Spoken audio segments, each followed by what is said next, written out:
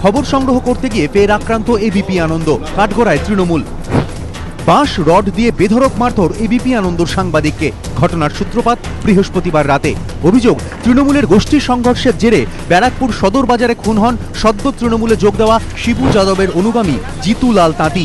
এরপরই তৃণমূল নেতা তথা আইনজীবী রবীন ভট্টাচার্যর চেম্বারে ব্যাপক ভাঙচুর চালিয়ে আগুন লাগিয়ে দেওয়া হয়। এরপর তার বোনের বাড়িতেও চড়া হয় দুষ্কৃতীরা, মারধর করা হয় তার ভগ্নিপতিকে। শুক্রবার সকালে খবর সংগ্রহ করতে যান এবিপি আনন্দর প্রতিনিধি আস্তিক চট্টোপাধ্যায়, কিন্তু রবীন ভট্টাচার্যর চেম্বারে যেতেই রড লাঠি নিয়ে তার ওপর চড়াও হয় একদল তৃণমূল কর্মী সমর্থক। মাটিতে ফেলে বেধড়ক মারধর করা হয় তাকে। ভেঙে দেওয়া হয় ক্যামেরা, বাইক। মাথায়, পিঠে, কাঁধে গুরুতর আঘাত লাগে এবিপি আনন্দর প্রতিনিধি আস্তিক চট্টোপাধ্যায়ের। রক্তাক্ত অবস্থায় প্রথমে বিএন বসু মহকুমা হাসপাতালে ভর্তি করা হয় তাকে। সিটি স্ক্যান ও এক্স রে করা হয়। তার পিঠে অসংখ্য আঘাতের চিহ্ন রয়েছে। দুষ্কৃতীদের হাত থেকে রেহাই পাননি অন্য নিউজ চ্যানেলের প্রতিনিধিও। আক্রান্ত হন 24 ঘন্টার চিত্র সাংবাদিকও। বেশ কিছুক্ষণ ধরে তাণ্ডব চালায় দুষ্কৃতীরা। রক্তাক্ত অবস্থায় মাটিতে পড়ে থাকেন এবিপি আনন্দর প্রতিনিধি। মিনিট 5 পর ঘটনাস্থলে পৌঁছয় পুলিশ। প্রায় 50-60 জন ছেলের লাঠি হাতে, ইট এসব নিয়ে ব্যাপকভাবে মারধর করে। উঠে পালাতে যায়, আবার ফেলে মারে।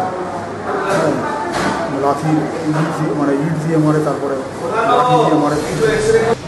এই ঘটনায় কয়েকজনকে গ্রেফতার করেছে পুলিশ। ধৃতরা জোর গলায় স্বীকারও করে নেন তারা তৃণমূল করেন।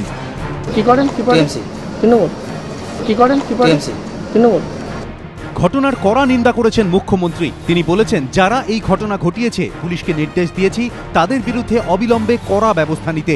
এ বিষয়ে কারো কোনো কথা, সুপারিশ, উমেদারি আমরা বরদাস্ত করব না। শিবু যাদবকে ইতিমধ্যেই আমরা দল থেকে বের করে দিয়েছি। যদিও ঘটনায় তৃণমূলের কেউ জড়িত নয় দাবি পার্থ চট্টোপাধ্যায়ের। তৃণমূল সমর্থক হলেও তৃণমূল কর্মী এবং তৃণমূল সমর্থকের মধ্যে পার্থক্য আছে, এটুকু বোঝার মতন বয়স আমার হয়েছে। আমি প্রথমেই বলছি, দায়িত্বহীন ভাষায় নিন্দা করি।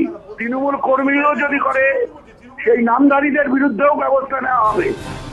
এই ঘটনায় শাসক দলকে একহাত নিয়েছেন প্রাক্তন মুখ্যমন্ত্রী বুদ্ধদেব ভট্টাচার্য। একটা মারামারি হয়েছে,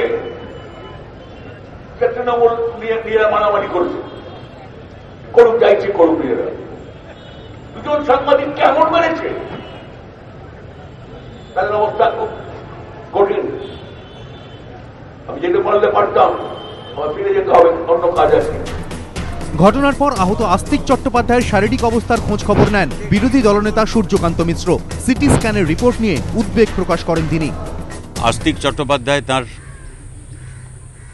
একটা মাথায় একটা হেড ইঞ্জুরি একটা হয়েছে, সিটি স্ক্যান হয়েছে এবং সেই সিটি স্ক্যানে সবটা স্বাভাবিক না।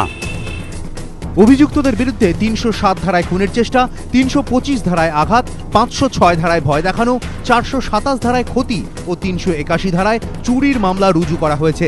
আস্তিক চট্টোপাধ্যায়ের মাথায় 4টি সেলাই পড়েছে, পিঠে গভীর ক্ষত এবং সারা শরীরে কালশিটে পড়ে গিয়েছে। এবিপি আনন্দ।